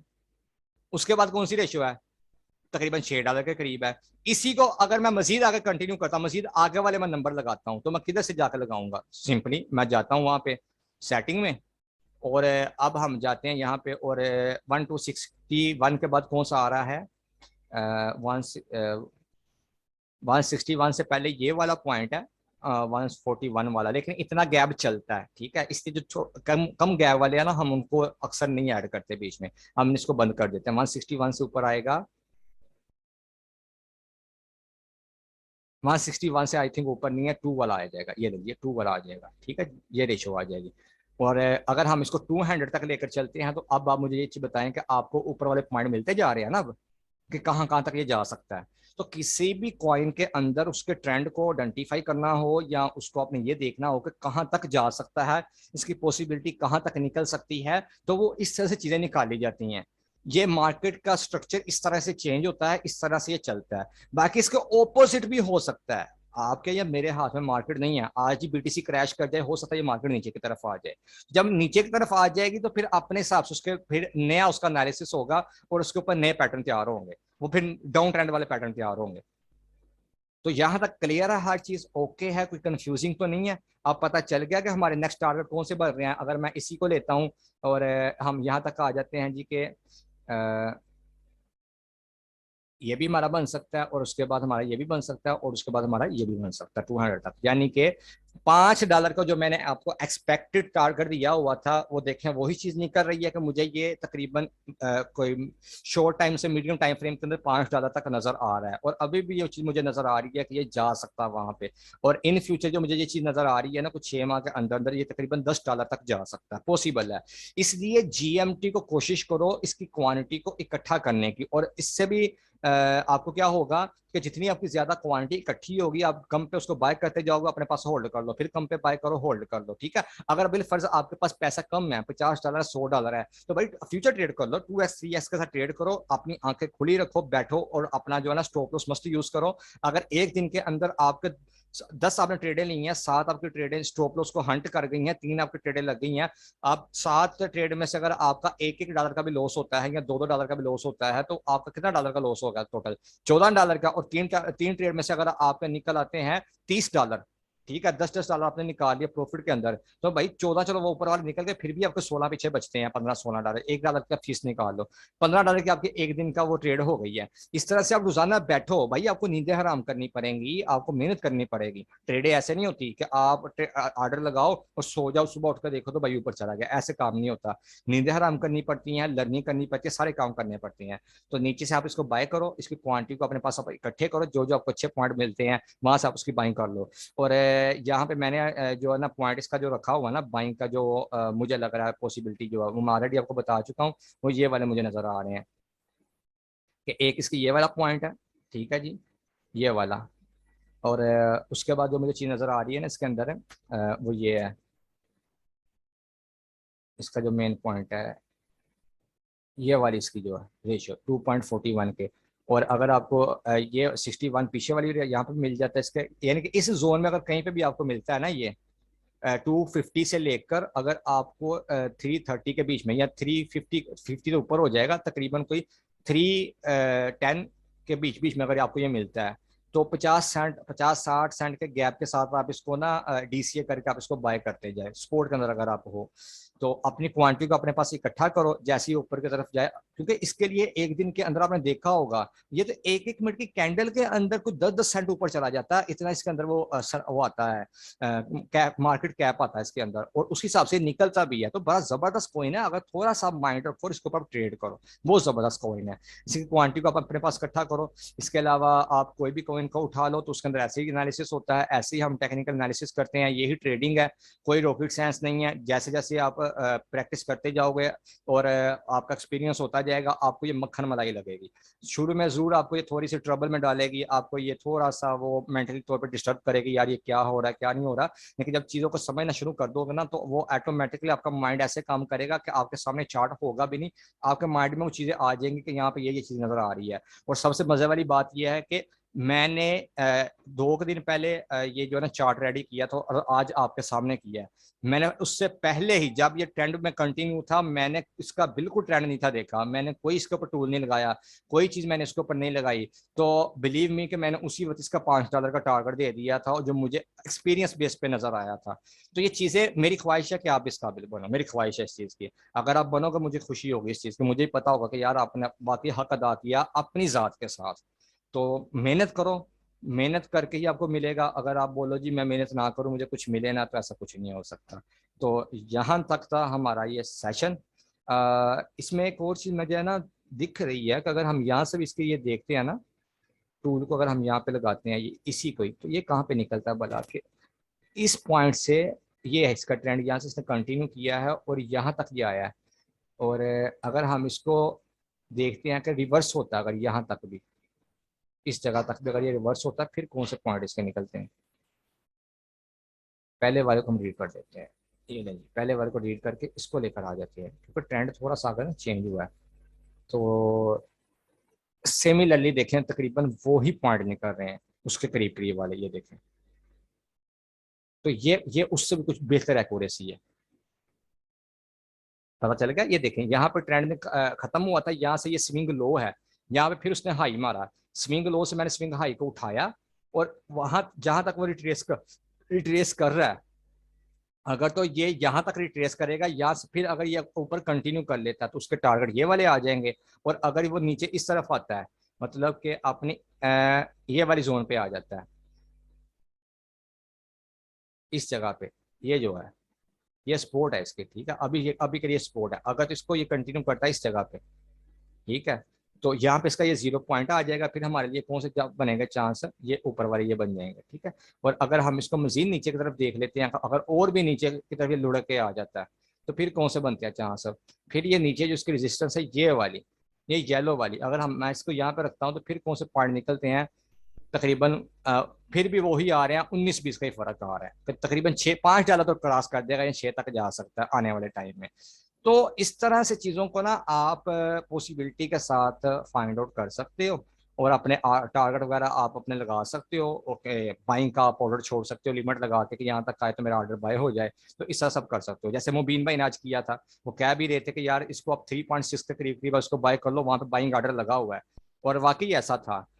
उसने रिट्रेसमेंट लिया वहां तक, मार्केट एकदम से नीचे आई है, मैं भी खाना खा रहा था, एकदम से मार्केट नीचे आई है, उन्होंने मैसेज किया, मैंने चेक किया, वाकई ऐसा। वो तकरीबन वो कोई $125 बने थे, मैंने उस वक्त उसको क्लोज कर दिया, मैंने वेट ही नहीं किया कि ये और नीचे की तरफ आई है, ऐसा करे या ऐसा करे, मैंने क्लोज कर दिया उसको 37 पे। और वो उससे भी नीचे गया 10 सेंट, 2.97 पे वो गया, जो आज लो गया है, 7-8 सेंट और नीचे आया था। उन्होंने अपना टारगेट लगाया हुआ था 36 पे, उन्होंने बाय किया उसको $3.06 पे, और उन्होंने ऊपर वाला जो टारगेट अपना रखा हुआ था ना उसका सेल करने का, वो रखा हुआ था 2.23 के करीब। और मैंने ग्रुप के अंदर जो मैसेज किया था कि आप ऐसा करें कि आप यहाँ से अब निकल आना, यहाँ पे मैं आपको मैसेज चेक करवाता हूँ, 3.25, हाँ जी, ये देखें जरा, इस जगह पे है, मैंने मैसेज भी किया है।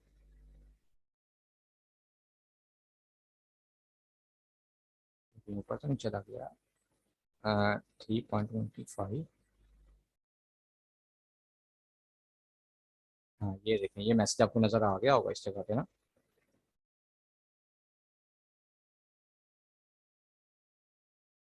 ये देखें, कहते हैं मैंने उनको मैसेज करके पूछा है कि टारगेट क्या सेट किया स्पोर्ट में 3.6 से बाहर निकल आना, न्यू लाइफ मिली है, ये आमिर भाई को मैंने बोला था। ठीक है, ये आप खुद अपनी मर्जी से और अपनी रजामंदी के साथ और अपनी सुस्ती की वजह से आप लोग अपना लॉस करते हो। ये बंदा इतना तकरीबन 150% ये माइनस में जा चुका था, ये देखे, मैं खुद आप ये स्क्रीनशॉट चेक करवा देता हूँ, 123% का करीब माइनस में जा चुका था, और यहाँ पे देखें क्या हो रहा है, तो प्रॉफिट में भी ट्रेड आई है यार, नई जिंदगी मिल गई है, और फिर क्या कर रहे हो आप, और ट्रेड से बाहर नहीं आ रहे आप, तो किसमें किसकी गलती है इसके अंदर? क्या फ्यूचर ने आपको बोला कि आप ऐसा करो? गलती तो हमारी खुद की है ना। तो अगर वो निकल सकते हैं तो यार आप क्यों नहीं निकल रहे? जब मैंने उनको पूछा है, मैंने तो नहीं ना कहा ये जो मैंने टारगेट दिया आपको, मैंने बोला है कि यार ये देखो कुछ सीखो कि क्या हो रहा है, कहते बॉस मैं सो गया, 3.23 था जो हिट हो गया है, यानी कि प्रॉफिट लेकर बाहर निकल के आ गए, कहाँ पे 6 सेंट पे उन्होंने एंट्री की है, 23 पे वो बाहर निकल आए हैं, समथिंग ये कोई 16-17 सेंट का डिफरेंस हुआ है। अगर चला स्पोर्ट के अंदर भी उन्होंने ट्रेड लिया 100-200 डॉलर के साथ भी, तो कुछ ज्यादा नहीं, 30-40 डॉलर बने होंगे, और स्पोर्ट में लिया उन्होंने, अगर 100 डॉलर के साथ भी है, 17 सेंट ऊपर गए हैं, तकरीबन 17 डॉलर बनते हैं ये। ठीक है, तो आप खुद ही आइडिया कर लें कि वो बंदा बिल्कुल अपने टारगेट लगा के एनालिसिस करके चार्ट वगैरह शेयर करके उसके बाद अपने टारगेट लगा के वो बैठा हुआ है, बस सो भी गया तो देखो टारगेट हिट हो गया। मैंने कौन सा बोला कि 3 पॉइंट करीब के बोला कि निकल आना, मुबीन भाई ने ऑलरेडी अच्छा टारगेट सेट किया है, तो ये देखे निकल आए हैं। तो भाई ये डिपेंड करता है आप लोगों के ऊपर कि आप ट्रेड को किस तरह से देखते हो, आप ट्रेड को किस तरह से लेकर चलते हो, आप लोग किस तरह से उसके ऊपर प्रैक्टिस करते हो। ट्रेड में से पैसा निकालना कोई मुश्किल काम नहीं है, शर्त एक ही है कि आपको ट्रेड करनी आती हो। इसमें से पैसा निकालो, निकालने के बाद इन्वेस्टर बनो, फिर आप इन्वेस्ट करो बाकी चीजों की तरफ। और ये तो ऐसा मजा है, अगर तो अतिया मेरी बात के साथ वो एग्री करती है, अगर मैं इसके साथ यही बात कर रहा था ना कि कैसा चल रहा है आपका काम, तो मुझे अब ये चीज बताओ, बाकी जितने भी आपको दुनिया के काम है उससे ज्यादा भी क्या ये सर दर्द वाली चीज है? जितने भी कोर काम कर रहे हो, कोई भी फील्ड लगा लो आप, कोई भी फील्ड, क्या ये सर दर्द ज्यादा है बाकी कामों से? कुछ कोई भी बंदा एक जवाब दे दे इस चीज के ऊपर।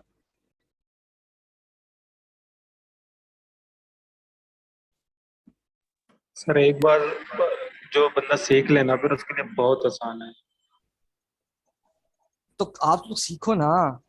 मैं क्या सर वही तो करते मैं हैं। मैं मैं भी तो, मैं भी जब पैदा हुआ हूँ मैं ऊपर से नहीं सीख कर आया, मैंने भी यहीं पे आके सीखा है। नहीं मैं यही कह रहा हूँ ना कि एक बार जब इंसान समझ जाए ना तो सबसे आसान काम यही है। और एज ए इन्वेस्टर काम तो बड़ा स्ट्रॉन्ग है, प्रॉपर्टी से अच्छा तो यही काम है। ऐसे ही है, ऐसे आज मेरे क्लास फेलो का कॉल आई, मुझसे बात कर रहा था, आ, वो इसको एक मिनट ना मैं स्टॉप करके ना आपको मैं शेयर करवा देता हूँ, स्क्रीन शेयर स्टॉप हो गई है, सॉरी, रिकॉर्डिंग करनी थी इसको स्टॉप में।